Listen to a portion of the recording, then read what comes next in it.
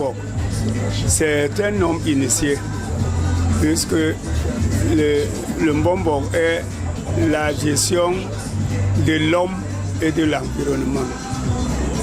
Donc, la gestion de l'homme et de l'environnement, c'est le Mbok, mais c'est le Mbombok qui en est le principal initié. Donc, chez les Bassa, le Mbombok, je peux dire le Mbombok, c'est le gardien de la tradition. Moi, j'ai été surpris de découvrir un certain nombre d'aspects du Mbok pratiqués au Cameroun ou connus des Mbombok au Cameroun, de les trouver dans l'ancienne Égypte. Le roi égyptien, lorsqu'on le voit, porte généralement deux insignes ou deux sceptres, c'est-à-dire ce qu'on appelle vulgairement le chasse-mouche. Et il a le sceptre, la crosse, exactement la crosse que le pape ou les prêtres catholiques utilisent. Alors, donc, voilà les deux régalia, c'est-à-dire qu'ils sont tellement frappants. Lorsqu'on voit le roi égyptien, il est assis, il porte souvent ces deux cannes, mais il y en a plusieurs. Donc, il y a la canne tordue, il y a le sceptre ondulé. Donc, il y a le heka, parce que le sceptre là, justement, qui accompagne toujours le chasse-mouche, est appelé heka dans la langue égyptienne, heka. Et donc il y a beaucoup de choses de l'ancienne Égypte, du Mbok, qu'on retrouve dans l'ancienne Égypte. Chez les Bassa, le Mbombok est au roi. Et le Mbombok prône la paix. Le Mbombok, c'est quelqu'un qui auparavant jugeait les affaires, commandait les gens et puis donnait des conseils. C'est le Mbombok qui faisait tout. Avec l'arrivée des colons, le pouvoir, ils ont enlevé, je peux dire, 3/4 du pouvoir au Mbombok. Et ils ont trouvé les gens qu'ils ont mis à leur service, colonialistes.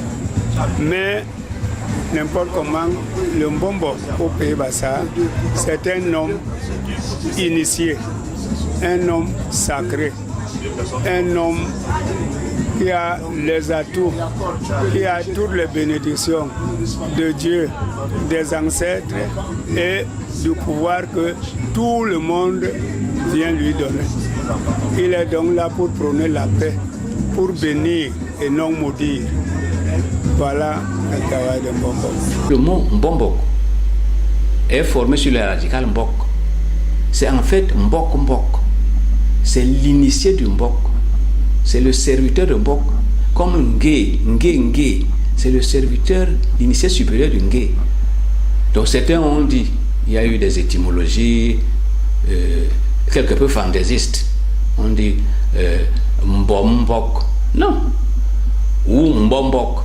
Bon, ça ce sont des spéculations. Linguistiquement parlant, Mbombok, c'est la réduplication de Mbok, Mbok, comme Ngé, c'est-à-dire celui qui sert, l'initié de. Alors, Mbombok, c'est-à-dire Mbombok juge, tranche, et Mbobogi, c'est-à-dire selon le Mbok c'est le droit, c'est l'ordre juste, exactement comme Mahat. Et il est frappant de constater que le terme Mahat, qui est égyptien, on le retrouve en Bassa sous la forme Mata. Mata, c'est également l'égyptien ancien, démotique. Et sous la forme Mais, c'est l'égyptien copte, c'est-à-dire à l'époque où les Grecs étaient arrivés en Égypte. Mais c'est la vérité. La chefferie traditionnelle, je peux dire, du moins c'est ma conception, et je suis responsable de ce que je dis. La chefferie traditionnelle n'a aucune place dans le Mbok Bassa, Parce que lorsque le Mbok agissait, il n'y avait pas de chef. Lorsque le colon est venu, il a trouvé les Bambombo. Il les a appelés pour travailler avec eux, plus précisément pour être leurs indiques. Bon, et le Mbombo, fier de lui-même, avait refusé cette offre. Bon, le colon a donc trouvé bon de choisir des gens qu'il mettra à son service. Des gens qui allaient combattre également les Bambombo, leurs frères. Bon, il leur a donc donné le pouvoir, puisque le colon est venu prendre le pouvoir. Il a donc placé ces gens et il leur a donné le pouvoir. Ce pouvoir, donc, dans un village, le chef prétend commander le Mbombo, mais administrativement et non traditionnellement, parce que le colon a nommé le chef. La preuve est qu'actuellement, on paye le chef, mais on ne peut pas payer le Mbombo. Même si le gouvernement décrète donner une certaine subvention au Mbombo, nous, on n'acceptera pas, parce que nous ne sommes pas au service du colon, nous sommes au service du peuple. Donc, traditionnellement, le chef n'a aucun rang. Dans la tradition bassa, on ne parle pas de chefferie traditionnelle. Je voulais d'abord préciser ça. Parce que tout le monde en parle aujourd'hui comme si c'est la traduction française d'une expression qu'on trouve dans nos langues. On ne trouve pas ça. On sait que avant l'arrivée des colons chez les Bassa, il y avait le Mbok, il y avait le Mbombok, n'est-ce pas? Il y avait le Kouri. Kouri, c'est comment dirais-je, c'est l'organisation, la gouvernance, voilà, Kouri, c'est la gouvernance. Ce terme est encore bien connu. Quand vous allez à Douala, il y a est-ce que c'est un quartier? En tout cas, il y a, oui, un quartier de Douala qui s'appelle Ndokoti. C'est une appellation, le mot est devenu un, mais c'est Ndok, Kouri. Et Ndok, c'est le clan en Bassa. Quand on dit Ndok, c'est le clan. Clan exogame, c'est-à-dire qu'il n'y a pas intermariage. Pour se marier, on sort du clan. Alors, Kouri, c'est un terme typiquement Bantou Bassa, qui désigne le chef. Le nom Kouri est formé sur le radical côte ou kat. Côte, c'est la couronne. Courbelo ou carbelo, c'est la couronne. Et j'attire votre attention sur la proximité du mot couronne et du mot Kouri. Peut-être que certains pourraient dire que l'un a emprunté à l'autre. Qui alors? Kouri. À un moment donné, certains étymologistes ont prétendu que Kouri c'était un emprunt à la langue anglaise, coat, qui désigne donc la veste. Non, ça n'a aucun rapport avec ça.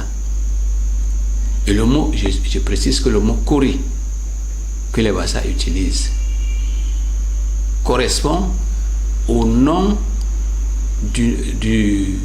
c'est le nom du roi de Basse-Égypte.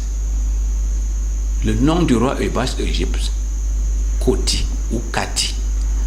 Kat étant le nom de la couronne, comme je viens de le dire dans l'ancien égyptien, Kat. Donc c'est celui qui porte la couronne, n'est-ce pas? Qui gouverne. Voilà. Donc la chefferie traditionnelle, telle qu'on en parle aujourd'hui, est une création de la colonisation.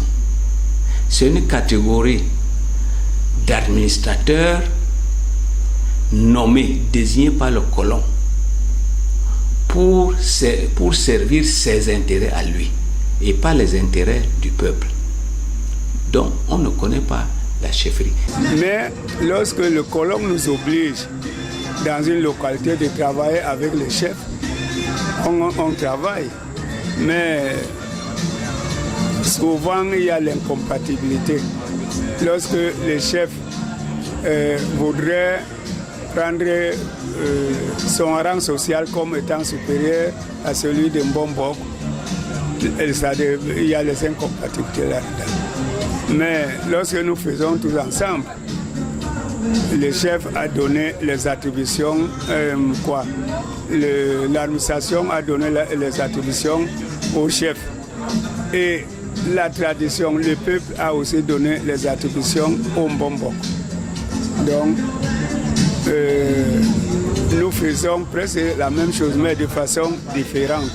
Le Mbombo est un gardien de la tradition. C'est ça le Mbombo. Le Mbombo est un gardien de la tradition. Il faut que les chefs que nous avons aujourd'hui comprennent que la place qui est la leur se trouve sur le stylo. Si vous pouvez me permettre de me dire, un chef traditionnel est un homme qu'on peut appeler par le petit français le plus souvent. C'est un homme qui est placé là pour faire ce qu'on appelle le commérage et informer à son sous-préfet. Parce qu'il est là pour voir ce qui se passe et dire au sous-préfet et donner son impression. Un chef traditionnel n'est pas un bonbon. Un bonbon est un bonbon. Un chef traditionnel, dit comme on les appelle, chef traditionnel, est un chef traditionnel. Ou je ne sais un jour si on pourra changer ce nom. Parce qu'un chef traditionnel devrait connaître ce que c'est que la tradition. En fait, ça devait être le nom d'un bonbon. On trouve un autre nom pour cela. Il y a une explication erronée du chef. On dit que les chefs traditionnels. Mais les chefs traditionnels de chez nous ne sont pas chefs traditionnels. Parce qu'ils sont chefs de village. Et c'est le Mbombo qui est chef d'État, c'est lui qui est le détenteur de la tradition.